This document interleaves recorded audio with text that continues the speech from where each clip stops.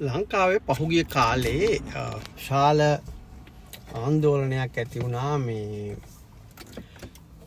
Lamborghini ගැන. මේ Lamborghini ටික ලැම්බෝගිනි 17ක් ගෙනාවය විශාල කතාව බහක් ඇති වුණා. මේ ලැම්බෝගිනි ටික ආගිය අතක් හොයාගන්න බැරුණා කාටවත්. විවිධ දේශපාලඥයෝ ගෙනාවය කියලා කිව්වට පහුගිය දවසක මේ මට අහම්බෙන් විශාල ලැම්බෝගිනි ප්‍රමාණයක් එකම ස්ථානයක තියෙනවා දකින්න ලැබුණා. ඉතින් මම හිතුවා මේ නැති වුණු ලැම්බෝගිනි ටික ගැන හොය හිටපු අපේ සමහර සහෝදර සහෝදරයින්ට මේ ලැම්බෝගිනි මොන වගේද කියලා දැනගන්නවත් එක එක විවිධ වර්ගයේ ලැම්බෝගිනි ඇත්තම ලැම්බෝගිනි ඔයගොල්ලෝ දන්නවා. මේක දාන්න මම හිතන්නේ මේ ලැම්බෝගිනි විශාල ප්‍රමාණයක් ප්‍රදර්ශනාත්මකව වීදියක නතර කරලා තිබුණු වෙලාවක මම මේක රෙකෝඩ් කරේ.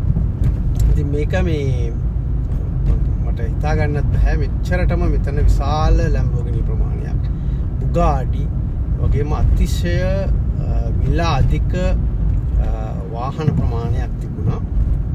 ඉතින් ඇතරම මේ මම හිතන්නේ අපේ රටේ මේ තිබෙනවා මේට වඩා මේ වගේ වටිනා කියන වාහන. නමුත් මේ ප්‍රමාණයම නැහැ, නැති වී ඇති.